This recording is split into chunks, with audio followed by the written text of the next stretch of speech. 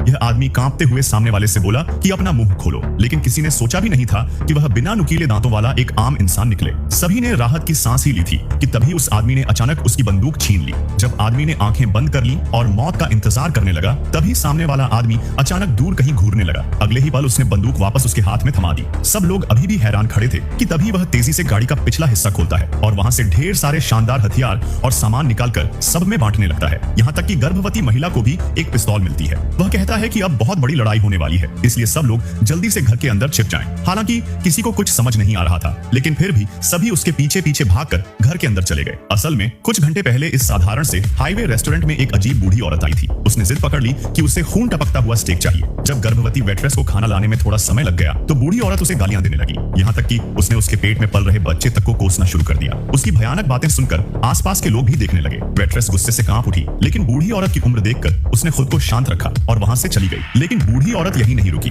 वह और भी जोर जोर से चिल्लाने लगी कि सारे छोटे बच्चे जल जाएंगे। उसकी अजीब बातें सुनकर आसपास खड़े लोग हैरान हो गए। तभी एक शख्स गुस्से में बोला, चुप हो जाओ बेवकूफ औरत, तुम बस शिकायत करती रहती हो। लेकिन किसी को अंदाजा नहीं था कि अगले ही पल क्या होने वाला है। इतने में उस महिला का पति यह सब देखकर चुप नहीं रह सका। वह उससे बात करने आगे बढ़ा ही था कि तभी अचानक बूढ़ी औरत ने अपना मुंह खोला, जिसमें नुकीले दांतों की कतार दिखाई दे रही थी। अगले ही पल उसने आदमी की गर्दन पर हमला कर दिया और वह वहीं गिर पड़ा। यह देखकर सभी बुरी तरह घबरा गए। तभी एक आदमी ने जल्दी से फ्राइंग पैन उठाया और बूढ़ी औरत के सिर पर दे मारा। लेकिन हैरानी की बात यह थी कि उसे जैसे कुछ हुआ ही नहीं। वह अपने शरीर को अजीब तरीके से मोड़ते हुए दीवार पर चढ़ गई और फिर सीधे छत से चिपक गई। तभी सही समय पर किसी ने इलेक्ट्रिक शॉटगन चला दी, जिसने उस डरावनी बूढ़ी औरत को गिरा दिया। सबने सोचा कि अब यहाँ से तुरंत निकल जाना चाहिए, लेकिन जब वे लोग गाड़ी लेकर थोड़ी दूर पहुंचे तो सामने आसमान में उन्हें एक बहुत बड़ा काला बादल जैसा दिखाई दिया। जैसे जैसे वे करीब पहुंचे उन्हें एहसास हुआ कि वह बादल नहीं था, बल्कि लाखों मक्खियों का झुंड था। कुछ ही सेकंड में पूरी गाड़ी मक्खियों से ढक गई। मजबूर होकर सभी को वापस उसी रेस्टोरेंट में लौटना पड़ा। वहीं उन्होंने देखा कि एक अजनबी आदमी अपनी गाड़ी लेकर उनकी तरफ आ रहा है। अभी अभी उस अजीब बूढ़ी औरत का सामना करने के बाद सभी यह पक्का करना चाहते थे कि यह आदमी भरोसे लायक है या नहीं। इसी वजह से शुरुआत में जो हुआ वह हुआ। रहस्यमयी आदमी ने सभी को घर के अंदर जाने को कहा और मेज कुर्सियां लगाकर खिड़कियों को पूरी तरह बंद कर दिया। लेकिन फिर भी वह जरा भी आराम से नहीं बैठा। वह बंदूक हाथ में लेकर लगातार बाहर घूरता रहा और तभी अचानक पूरे रेस्टोरेंट की बिजली चली गई। कुछ गड़बड़ महसूस होते ही आदमी ने महिलाओं को अंदर रहने को कहा और खुद बाकी आदमियों को लेकर छत पर चला गया। वे चारों तरफ नजर दौड़ा ही रहे थे कि तभी एक आदमी को कोई अजीब आवाज सुनाई दी। आवाज धीरे धीरे और पास आने लगी। फिर उन्होंने देखा कि एक आइसक्रीम वाली गाड़ी